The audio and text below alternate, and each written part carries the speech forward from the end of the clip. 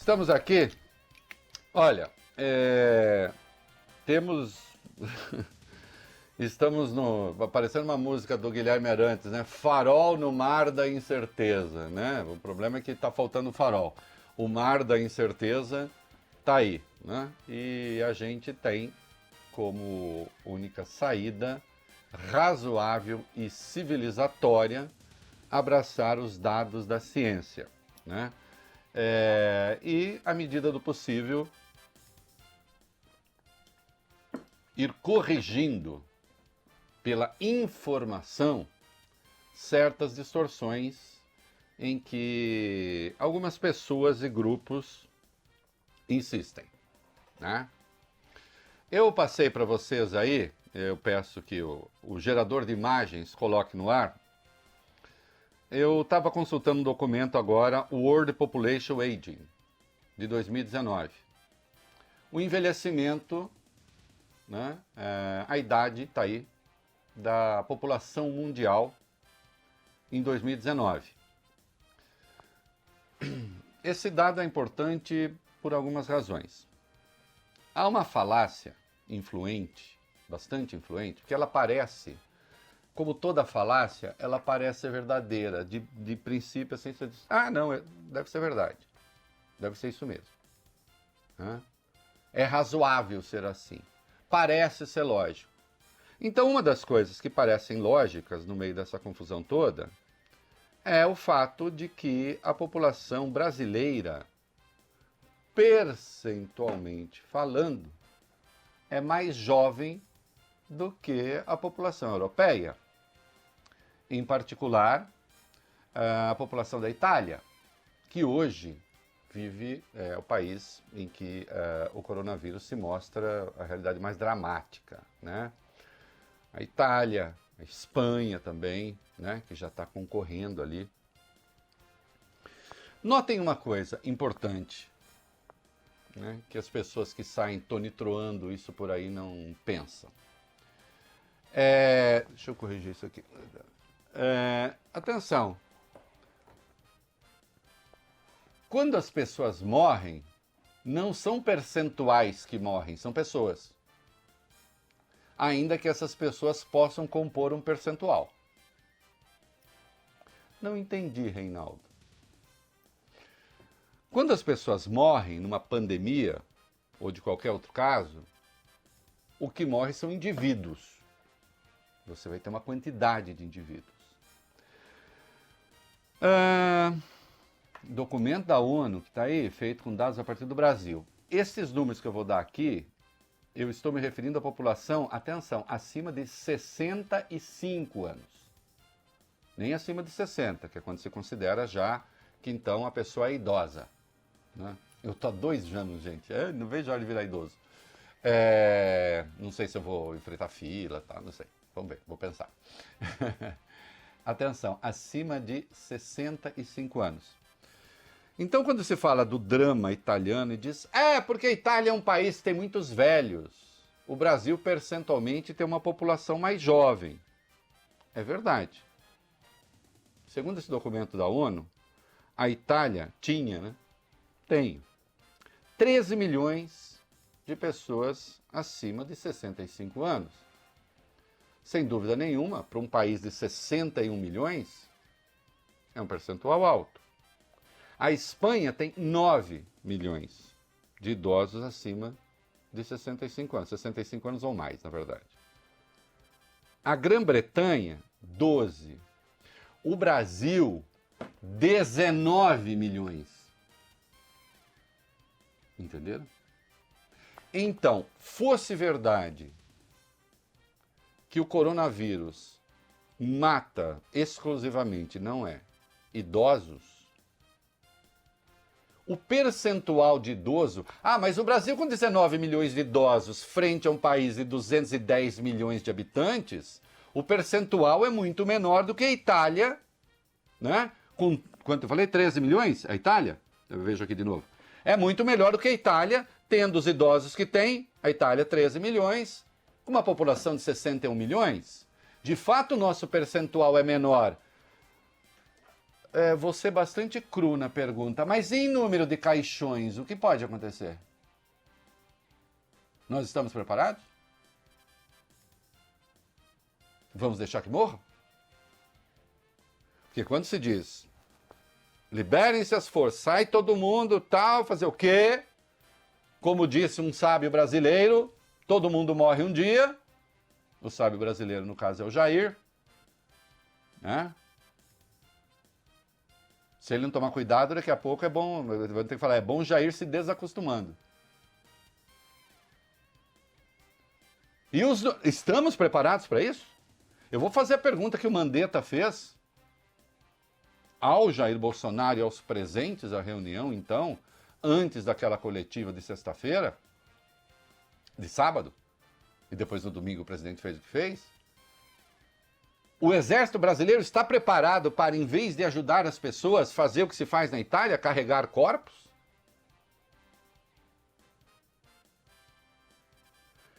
Insisto, são 13 milhões de idosos na Itália com a tragédia que se vê lá, são 9 milhões de idosos na Espanha com a tragédia que se vê lá, e são 19 milhões de idosos no Brasil, e vamos ver, acima de 65 anos, porque se eu pegar acima de 60, esse número chega perto de 30 milhões. O Brasil tem uma das maiores populações de idosos do mundo. Não importa o percentual. Importa o número neste caso. Porque se você vai pegar percentual, de fato, falaram para o Donald Trump, olha, se você continuar com o seu discurso, vão morrer 2 milhões e 200 mil americanos. Ele poderia falar, qual é a população? 300 milhões. Bom, cara, tudo bem, o percentual é pequeno. Não vai dar nem 1%. Os Estados Unidos estão preparados para enfileirar 2 milhões e 200 mil corpos? Sendo quem é? Ele falou, não, então vamos parar. A recessão mundial virá mesmo, de qualquer modo, pode ser até pior, então eu vou botar dinheiro na economia para assistir essas pessoas. E é preciso que a gente fique pressionando para que este dinheiro vá para a mão das pessoas. E é para entregar dinheiro já. Estão querendo criar aí um excesso de dificuldades e não sei o quê. Vai ter de dar uma facilitada nisso. Para fazer esse dinheiro chegar. Todo mundo tem CPF, tem ali a situação de pobreza, dá o dinheiro. Logo. Porque senão vem aquelas preocupações, como a preocupação na carta do general Vilas Boas, falando sobre Bolsonaro, em última instância, está ali, nós tememos convulsão social. Por enquanto, por enquanto o que eu estou vendo é a Associação de Moradores de Favelas, etc., instruindo a sua população.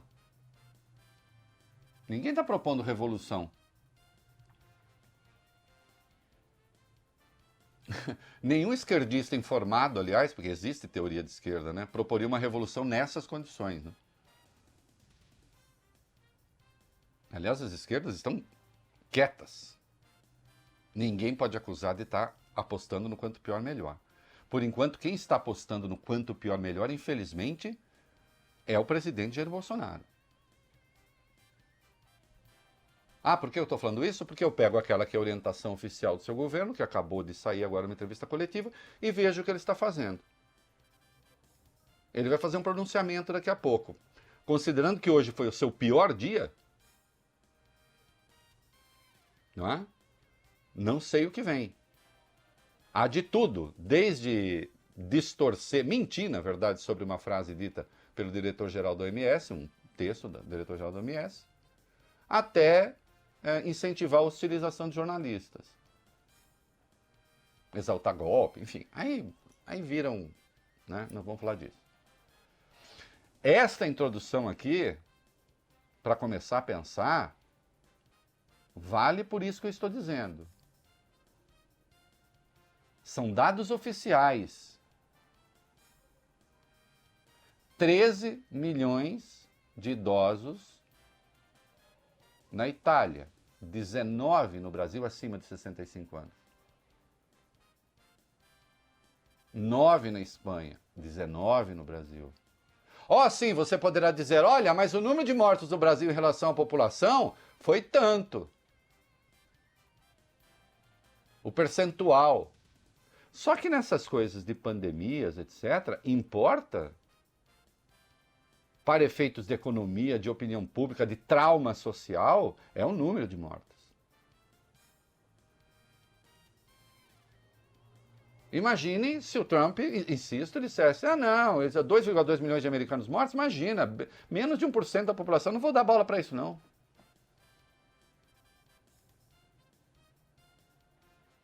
Quem faria isso? Não? A Grã-Bretanha, o Reino Unido, com muito menos, 12 milhões de idosos. E olha o que está acontecendo lá. Né? Então, nenhuma medida é boa. Boa no seguinte sentido de ser prazerosa, né? Nenhuma medida de restrição. Agora a gente precisa saber qual é a alternativa. Né? A alternativa certamente não é essa que alguns estão tentando emplacar. Insisto num discurso absolutamente solitário. Só o presidente da Bielorrússia consegue dizer mais bobagem. Segundo ele, é só tomar uma vodka que tá tudo certo. E mata o vírus. Né? Quer dizer, há espaços para essas insanidades. Nós temos países da Europa que têm 1 milhão de idosos. A Dinamarca tem pouco mais de 1 milhão de idosos, a população é pequena. Então, se você vai comparar número de idosos, percentual. Não, são pessoas que morrem. E isso tem custo.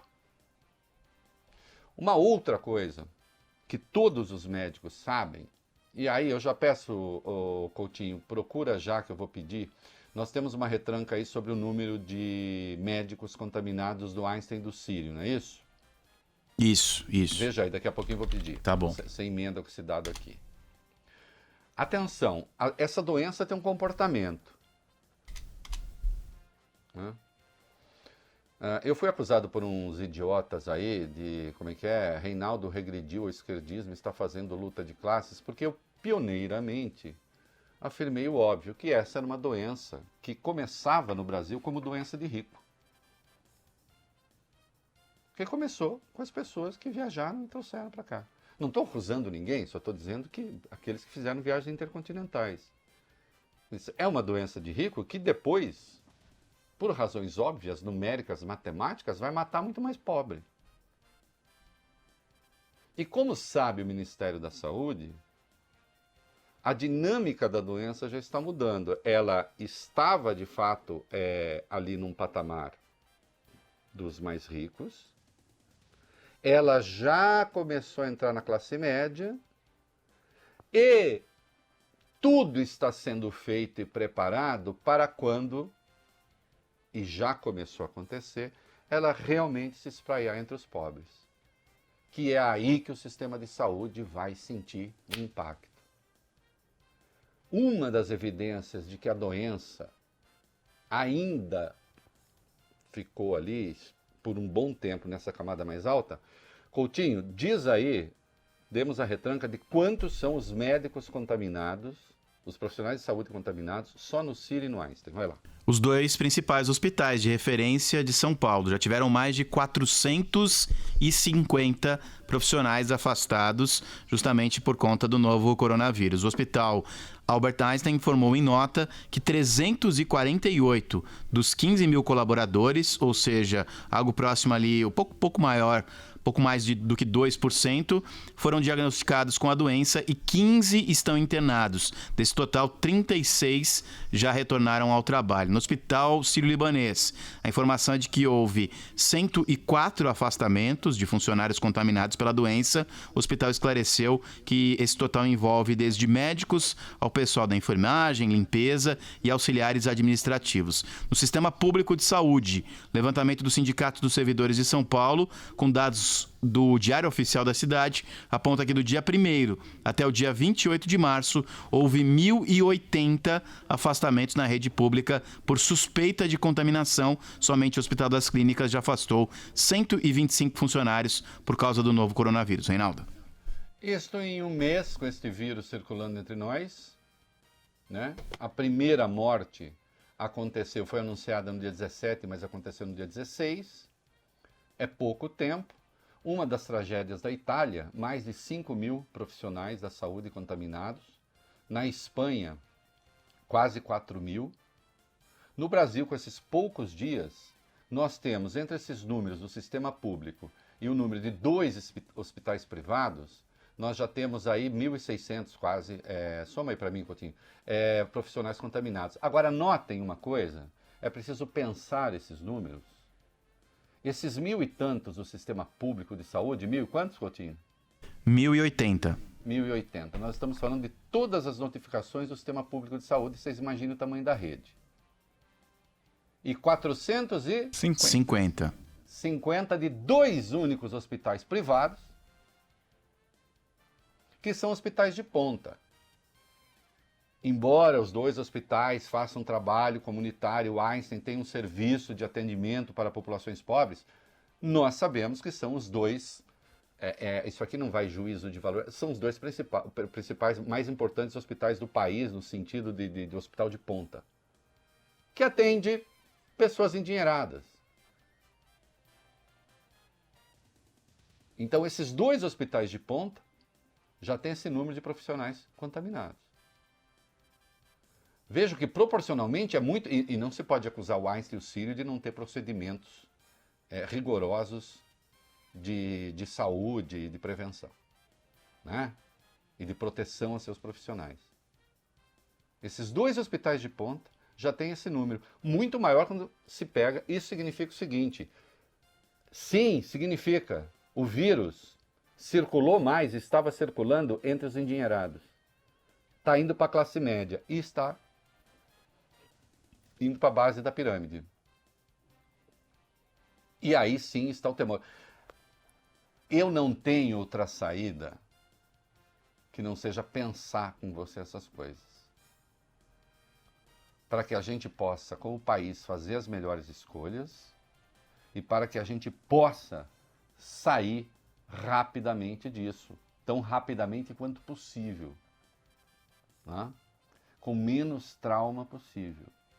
Embora tudo vá ser, sem dúvida, bastante trabalhoso e sofrido para todo mundo.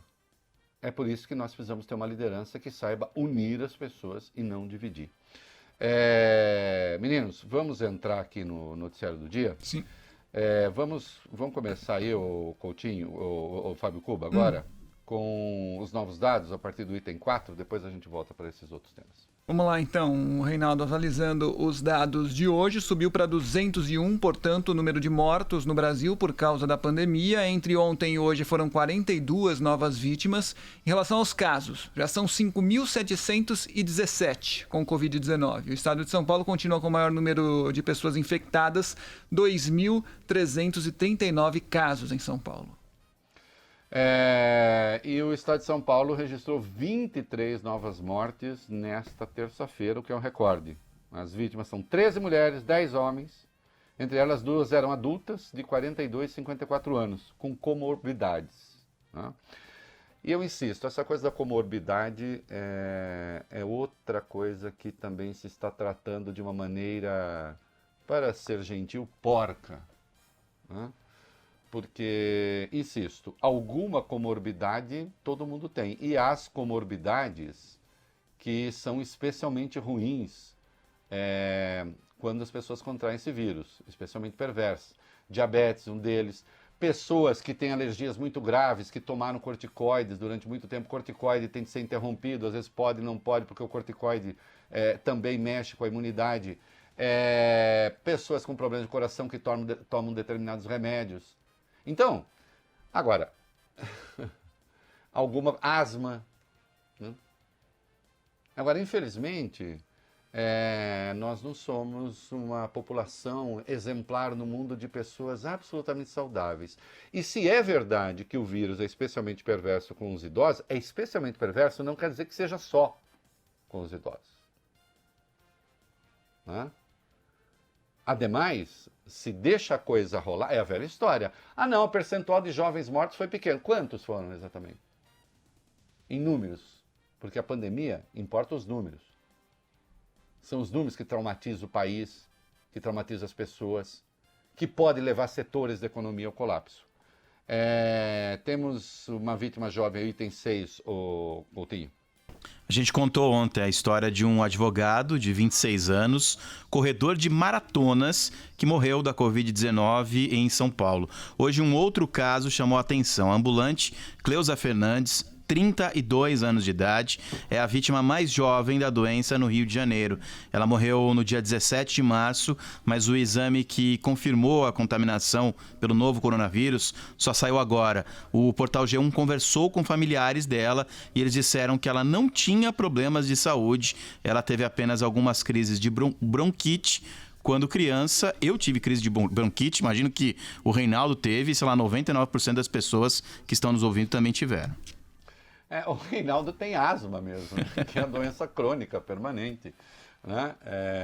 E caí naquela... Enfim, eu tive asma até os 14, 15 anos, ela sumiu, desapareceu e ela voltou quando eu tinha 50, que é uma coisa que acontece com alguma frequência, né? Então, precisa parar com isso, né? Insisto, precisa parar de raciocinar. Para elaborar políticas públicas, sim, é importante você saber, então, os idosos são grupos de maior risco, vamos ver como fazer. Ô, Reinaldo, as famílias precisam tomar cuidado, formas de isolamento vertical, isto para que as famílias operem dentro do possível, os asmáticos tomarem especial cuidado, os diabéticos especial cuidado. Isto é uma coisa. Agora, passar a dizer que não, isso aí é uma coisa que mata alguns e para a grande maioria será irrelevante, isso obviamente é uma tolice, não é assim que se faz em nenhum lugar do mundo. Ô, Reinaldo, e a evidência de que a coisa está se espalhando, e está, né? Temos aí o item 7 da pauta, a tal da síndrome respiratória que está crescendo. Vamos lá. É isso, Reinaldo. Dados do Ministério da Saúde mostram que o número de pessoas hospitalizadas no país com a chamada síndrome respiratória aguda grave, que é uma complicação causada por infecções respiratórias, como a gripe comum, como a Covid-19 também. Esse número dobrou nos 3 primeiros meses de 2020 na comparação com o mesmo período do ano passado. Somente nas últimas 3 semanas foram 10.335 registros neste ano, contra 3.122 em 2019. Nesse recorte, a quantidade de casos mais que triplicou. Os dados oficiais do Ministério da Saúde dizem que apenas 4% desses casos já foram confirmados com o novo coronavírus. Pois é, já foram, olha, só 4% porque não tem teste. Né? Porque não tem teste. Então, e também tem uma coisa, muita gente está falando, não, isso aí agora, vai morrer, depois aí ninguém sabe direito do que foi. Atenção, nós temos um cadastro sobre pessoas mortas no Brasil. Ele não funciona muito bem, porque nem todos os estados, porque isso vem a partir de serviços estaduais que informam o Ministério da Saúde, a causa mortes e tudo, nem sempre isso funciona direito, mas são dados relativamente, bastante, quase precisos, ali, importantes. Nós temos o número de pessoas que morrem no Brasil todo ano. E essa comparação vai ser feita. Então não adianta ficar tentando esconder coisa, adorar pílula, não sei o quê. Ninguém sabe se foi. Bom, se nós tivermos um aumento brutal dessas coisas, que não estamos lidando, e aqui não estou pretendendo responder o presidente Bolsonaro, porque isso já foi desmoralizado de um jeito que nem requer mais contestação, tampouco ironia. A evidência de que não estamos lidando com uma gripezinha, tá, e pergunte ao Ciro e ao Einstein, quando foi que uma doença virótica entrou lá e contaminou em um mês 100 e tantos profissionais no hospital, 300 e tantos no outro. Quando? Ou no sistema de saúde, até agora, com as notificações que temos, mais de 1.000 profissionais. Cientistas que chegaram a falar numa gripezinha estão agora pedindo desculpas. Ah? Como espero que um dia peça que fica, não, a vírus é assim mesmo, tem um ciclo de 13 semanas, depois desaparece. Os sábios. Os sábios contra o mundo. Para a gente encerrar esse bloco, testes da China. Vamos lá, item 9.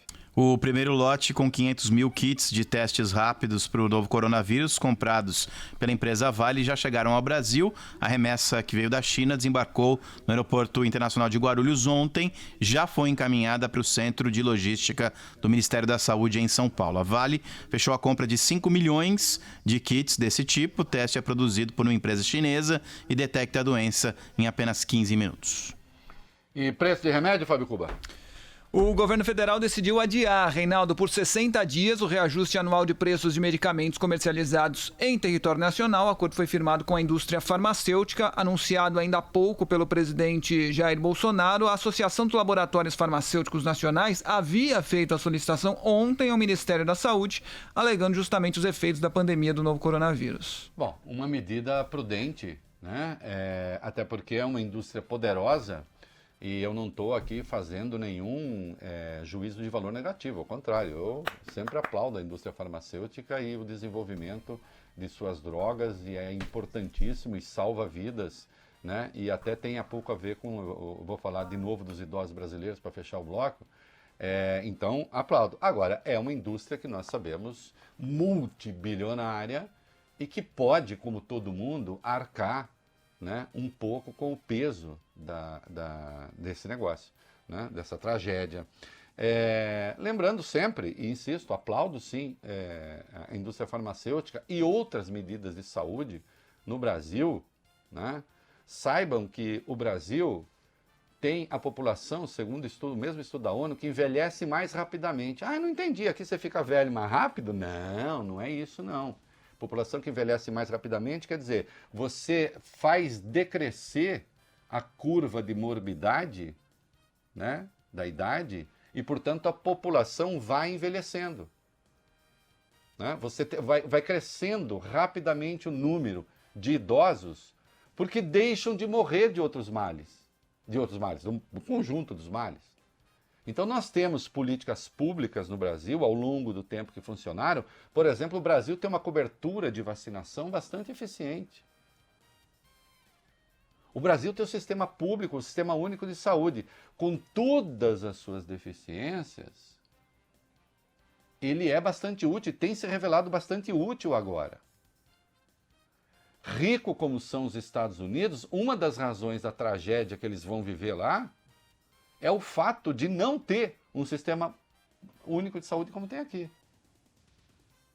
E quando o Obama tentou implementar, nós vimos a guerra que foi. Implementou-se parcialmente.